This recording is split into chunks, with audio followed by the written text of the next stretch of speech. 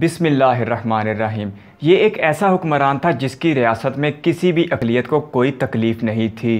یہ ایک انصاف پسند بادشاہ تھا اور اس کی رعایا کے لوگ اس سے محبت کرتے تھے، اور پورے ہندوستان میں صرف ایک مائنڈ سیٹ رکھنے والا طبقہ اس کا مخالف تھا، اور یہ وہ لوگ تھے جو انسان کو انسان ماننے کے لیے تیار نہیں تھے۔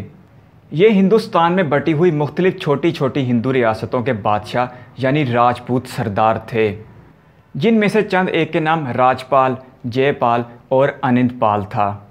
انہوں نے تاریخ کو مسخ کرنے کی کوشش کی اور اس عظیم انسان کو ایک لٹیرا قرار دینے کے لیے بہت واویلا کیا۔ سلطان کے ہاتھوں ان ہندو حکمرانوں کی پے در پے ناکامیوں کے بعد عام ہندوؤں کے اوپر سلطان کا خوف اس قدر بیٹھ گیا تھا کہ ہندو مائیں سلاتے ہوئے اپنے بچوں کو کہتی تھیں کہ سو جاؤ نہیں تو محمود غزنوی آ جائے گا۔ اس ویڈیو میں آپ اس تاریخی حکمران کے بارے میں جاننے جا رہے ہیں جسے اسلامی تاریخ میں پہلا سلطان ہونے کی حیثیت حاصل ہے۔ ہم آپ کو غزنی سلطنت کی مختصر داستان کے ساتھ ساتھ سلطان محمود غزنوی کے عظیم کارناموں کے بارے میں بتائیں گے، اور سب سے بڑھ کر آپ کو یہ بتائیں گے کہ سومناتھ پر کیا گیا حملہ کیا سلطان محمود غزنوی نے فقط سونے کی لالچ میں کیا تھا، یا پھر وہ واقعی ہندو دیوتاؤں کا غرور خاک میں ملانا چاہتا تھا، اور کیا واقعی سلطان نے سومناتھ میں اس ہندو بت کو توڑا تھا جسے مکہ سے عرب پجاریوں نے چرا کر سمندری راستے سے گجرات پہنچا دیا تھا۔ لہٰذا تاریخی حقائق اور معلومات سے بھرپور اس ویڈیو کو آخر تک ضرور دیکھیں، لیکن موضوع پر آگے بڑھنے سے پہلے آپ سے پیار بھری گزارش ہے کہ ہمارے اس معلوماتی چینل یونیورس ویو کو سبسکرائب کرتے ہوئے بیل آئیکن پریس کر دیں تاکہ معلومات اور حقائق سے بھرپور ہر ویڈیو آپ کو ضرور ملے۔ السلام علیکم دوستو۔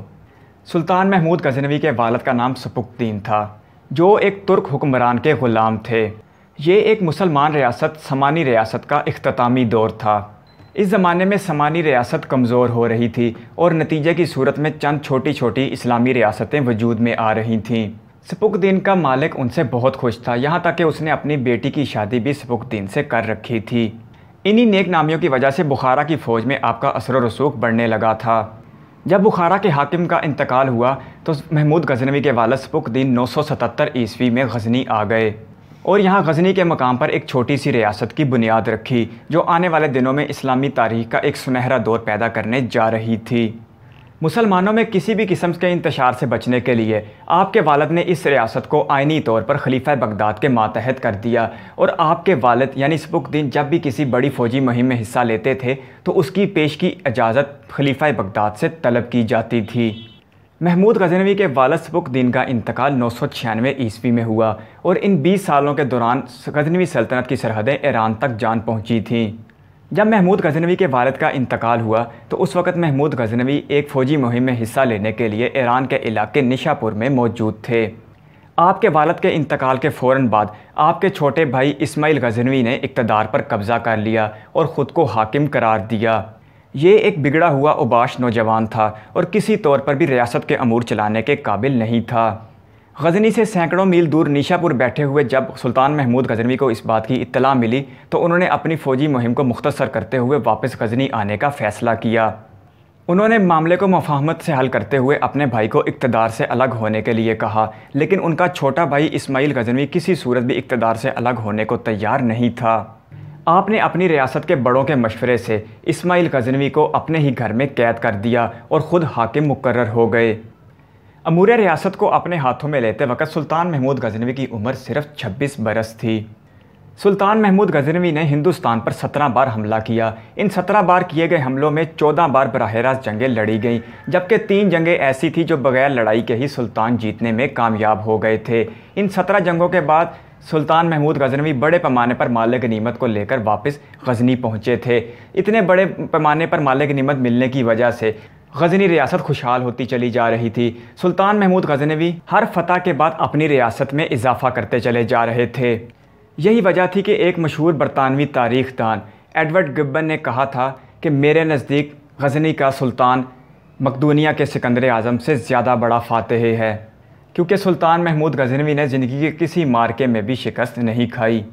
اپنے عروج کے زمانے میں غزنی سلطنت اتنی بڑی ہو چکی تھی کہ اس میں موجودہ وسطی ایشیائی ریاستوں کے کئی ممالک پائے جاتے تھے، اور پاکستان کا علاقہ پنجاب بھی سلطان محمود غزنوی کی ریاست کا حصہ تھا۔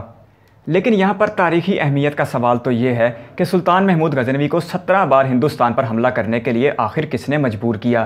اس کا جواب مورخین یہ لکھتے ہیں کہ جب سلطان محمود غزنوی کے والد سبکدین بخارا سے ہجرت کر کے غزنی آئے تو آس پاس موجود ہندو ریاستوں کے بادشاہوں نے آپ پر حملے کرنا شروع کر دیے اور آپ کی ریاست کو کمزور کرنا شروع کر دیا، اور یوں ہندو بادشاہوں نے بلا وجہ ایک چھوٹی اسلامی ریاست کو دشمن بنا لیا۔ یہ وہ وقت تھا جب ہندوستان متحدہ نہیں تھا اور کئی ایک علاقوں پر چھوٹے چھوٹے ریاستیں بنا کر ہندو راجپوت بادشاہ حکومت کیا کرتے تھے۔ اپنے باپ کی نگرانی میں کئی فوجی مہمات میں حصہ لینے کے بعد محمود غزنوی کو اس بات کا ادراک ہو چکا تھا کہ مستقبل میں اس کے سب سے بڑے دشمن یہی ہندو بادشاہ ہیں۔ یہی وجہ تھی کہ سلطان محمود غزنوی نے اقتدار سنبھالتے ہی اپنی فوج کو منظم کرنا شروع کر دیا اور اپنے دفاع کو بہت مضبوط کیا۔ سلطان محمود غزنوی نے ہندوستان پر پہلا حملہ سال 1001 عیسوی میں کیا، جبکہ آنے والے برسوں میں سلطان محمود غزنوی اور ہندو فوجوں کا مقابلہ کابل، دہلی، متھرا، گولیور اور پنجاب کے علاقوں میں ہوا۔ یہ جنگیں سال 1026 عیسوی تک جاری رہیں۔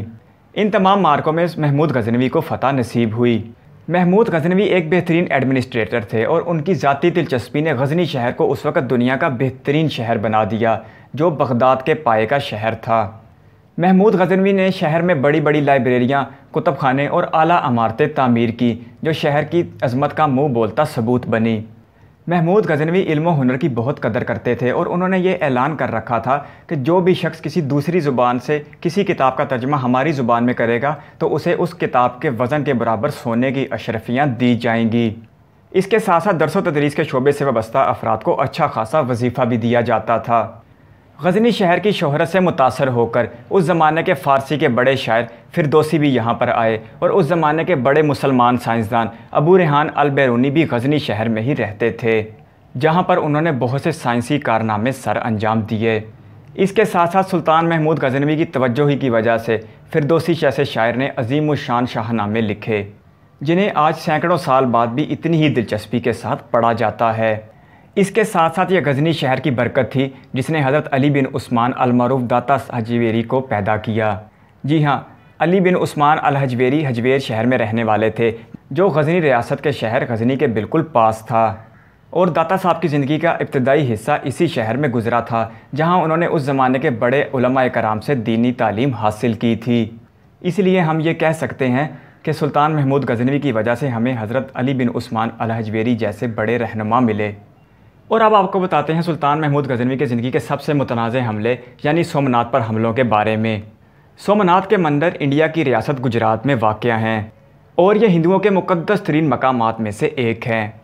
کہا جاتا ہے کہ مسلمانوں نے جب مکہ فتح کیا تو ایک بت جس کا نام منات تھا، اسے عرب کے بت پرستوں نے بچا لیا اور پھر سمندری راستے سے ہندوستان منتقل کر دیا، اور پھر اس بت کو محفوظ کر کے انہی مندروں میں رکھا گیا تھا۔ لیکن اس تاریخی روایت پر بہت سے سوالیہ نشان ہیں۔ چونکہ یہاں پر ہندوؤں کے مقدس ترین بت منات کو رکھا گیا تھا، اسی نسبت سے ان مندروں کو سومناتھ کہا جاتا ہے۔ مورخین کے نزدیک بھی اس روایت میں اچھا خاصا اختلاف پایا جاتا ہے، جبکہ زیادہ تر مورخین کا خیال ہے کہ سومناتھ ہندوؤں کے ابتدائی بتوں میں سے ایک تھا، اور جس وقت اس بت کو توڑا گیا اس وقت اس بت کی عمر 3000 سال تھی۔ اس بت کی عمر کا اندازہ اس لیے آسانی سے لگایا جا سکا کیونکہ ہر سال اس بت کے اوپر ایک دائرہ لگا دیا جاتا تھا، یوں 3000 دائرے مکمل ہونے پر اس بت کی عمر 3000 سال لگائی گئی۔